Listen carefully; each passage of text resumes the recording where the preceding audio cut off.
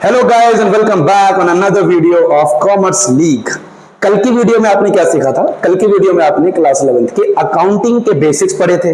Accounting क्या होता है, उसकी हेल्प कैसे ली जाती है, या फिर अकाउंटिंग की कैसे जाती है, कौन करता है, ये सारी चीजें आपने बेसिक्स में पढ़ी। उसके इंफॉर्मेशन को यूज कौन करता है, तो हमने यूजर्स पढ़ा था, इंटरनल और एक्सटर्नल यूजर।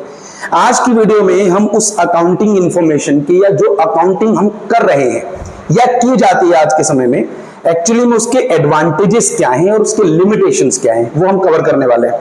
एडवांटेजेस का मतलब ये कि अकाउंटिंग को करने का लाभ क्या है। If we are actually concerning about accounts, हम अकाउंटिंग कर रहे हैं, तो अकाउंटिंग करने के बाद वो कौन कौन से फायदे हैं जो हमें मिल जाएंगे। सो स्टार्ट करते हैं बिना किसी बकैती के। Let's start. देखो, आप जैसे देख सकते हो बोर्ड के ऊपर एडवांटेजेस ऑफ अकाउंटिंग लिखा है। सो एक्चुअली एडवांटेजेस तो बहुत सारे होते हैं, मैंने यहां पे 5 लिखे हैं, एक दो मैं और बता दूंगा। पहला देखो, फाइनेंशियल इंफॉर्मेशन अबाउट बिजनेस। किसके बारे में? बिजनेस के बारे में।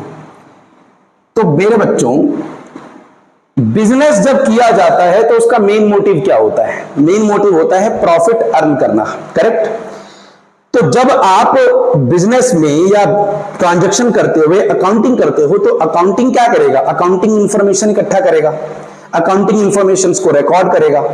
वो जो फाइनेंशियल इंफॉर्मेशन है, या उसको अकाउंटिंग इंफॉर्मेशन हम कह लें, उस फाइनेंशियल इंफॉर्मेशन में कितना प्रॉफिट अर्न हुआ या कितना लॉस हमने किया, वेदर प्रॉफिट अर्न और लॉस इनकर्ड, या फिर उस बिजनेस की फाइनेंशियल पोजीशन कितनी है, मतलब एसेट्स कितना है, लाइबिलिटीज कितनी है, संपत्ति कितनी है, देनदारियां कितनी है, ये सारी चीजें एक फाइनेंशियल इंफॉर्मेशन में ही मिल सकती हैं, और वो भी तब मिलेंगे जब आप अकाउंटिंग कर रहे होगे। So first advantage that we get after pursuing accounting, after preparing accounting, after preparing accounts, is that we get financial information in a very systematic manner.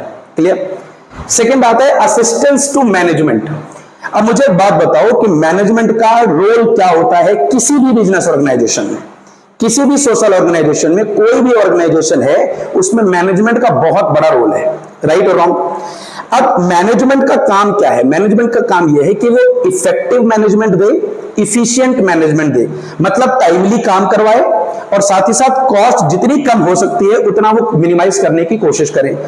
अगर ये दोनों चीजें मेक श्योर करनी है किसी मैनेजमेंट को, तो मैनेजमेंट को भी अकाउंटिंग के जरिए फाइनेंशियल इंफॉर्मेशन की आवश्यकता पड़ती है, सो दैट वो अपना बेहतर से बेहतर प्लान बना पाए। Management can make the plan better, make plan executes better, make plan decision better, so that जो गड़बड़ियां उनसे हो रही हैं पिछले कुछ समय में, या हम लोग किसी मैनेजमेंट को प्रॉफिट भी बहुत सारा मिल रहा है, तो कौन से वो लीडिंग रीजंस हैं जिनकी वजह से ये चीजें हो रही हैं, ये कब पता चलेगा? जब अकाउंटिंग करेगा। कौन करेगा? अकाउंटेंट। Third, replace memory.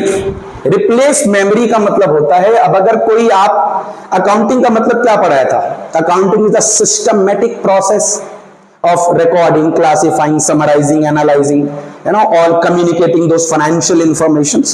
तो जब आप कोई चीज सिस्टमैटिक कर रहे होते हो, तो आप टाइम ध्यान रखते हो, आप किस व्यक्ति से ट्रांजैक्शन कर रहे हो, किस अगेंस्ट में ट्रांजैक्शन कर रहे हो, परचेज और सेल्स क्या हुई है, उसके बाद में क्या डीप ट्रांजैक्शंस हुई हैं, किन कंडीशंस इवेंट्स पर हुई हैं, वो सारी चीजें आपको पता चल रही होती हैं, और उसका इस्तेमाल आप करते हो कि आपको कोई पर्टिकुलर मेमोराइज करने की जरूरत नहीं पड़ती, आपको कुछ याद करने की ऐसा आवश्यकता नहीं पड़ती है कि यार कौन सी ट्रांजैक्शन कब हुई थी, किसने की थी, किसके साथ हुई थी। You do not need to remember. Why? Because you are actually preparing the systematic process where you are recording everything related to anything. Clear? चलो, अगला है फैसिलिटेट्स कंपैरेटिव स्टडी। एग्जाम्पल सुनो।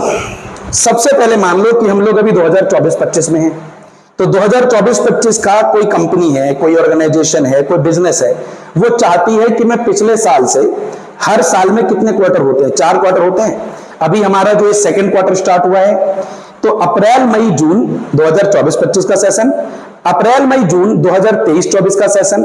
अगर हम इन दोनों में कंपैरिजन करना चाहें कि पिछले साल के जो फर्स्ट क्वार्टर थे उसमें कितना लाभ हुआ, कितना नुकसान हुआ, या आज के जो सेशन है उसमें हमारा 3 महीने में क्या रोल है, कितना हमने अचीव किया, कितना सेल्स टारगेट किया था, कितना उसे हम नहीं कर पाए। अगर हम कंपेयर करना चाहते हैं कि किन रीजन से वो ज्यादा था या किन रीजन से इस साल का हमारा प्रॉफिट या लॉस ज्यादा है, तो उसके बाद हम बेहतर डिसीजन ले सकते हैं। और ये सारी चीजें आप तभी कंपेयर कर पाओगे जब आपके पास दोनों साल या दोनों अलग अलग पीरियोडिक टाइम का डेटा अवेलेबल होगा। डेटा मतलब फाइनेंशियल इंफॉर्मेशन, वो कब आएगी जब आप अकाउंटिंग कर रहे होगे। तो सारे एडवांटेजेस आपको पता चल रहे हैं।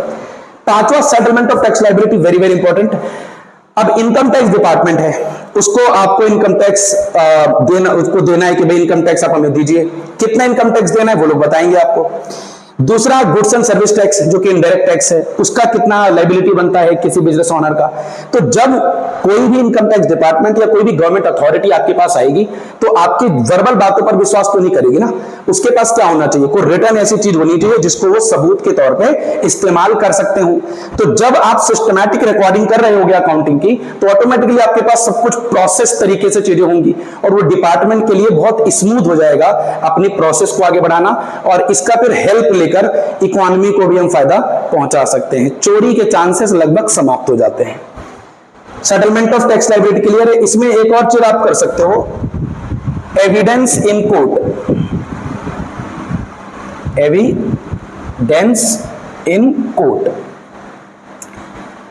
कोर्ट में अगर मान लीजिए कि कोई फाइनेंशियल डिफॉल्ट हुआ है, फाइनेंशियल डिफॉल्ट हुआ है दो लोगों के बीच में, दो क्लाइंट्स के बीच में, ऑनर और मैनेजमेंट के बीच में, अगर वो मामला कोर्ट में जाता है, लीगल प्रोसीडिंग्स में जाता है, वहां पर वो केस कैसे स्टैंड करेगा। कोर्ट में जज साहब ये थोड़ी बोलेंगे कि हाँ आप जो कह दो मैं आपकी बात मानूंगा। वर्बल चीजों पर भरोसा नहीं होता, वर्बल की कोई अहमियत होती नहीं है। किस चीज की अहमियत होती है, वो होती है रिटर्न्स की, डॉक्यूमेंट्स की, डीड्स की, पेपर्स की। और वो पेपर्स वगैरह कब बन रहे होंगे, वो सारी फाइनेंशियल इंफॉर्मेशन इस अकाउंटिंग के अंदर तैयार हो रही होगी। तो जरूरत पड़ने पर वो कोर्ट में एविडेंस के तौर पे भी प्रेजेंट किया जा सकता है और प्रेजेंट करके प्रॉब्लम्स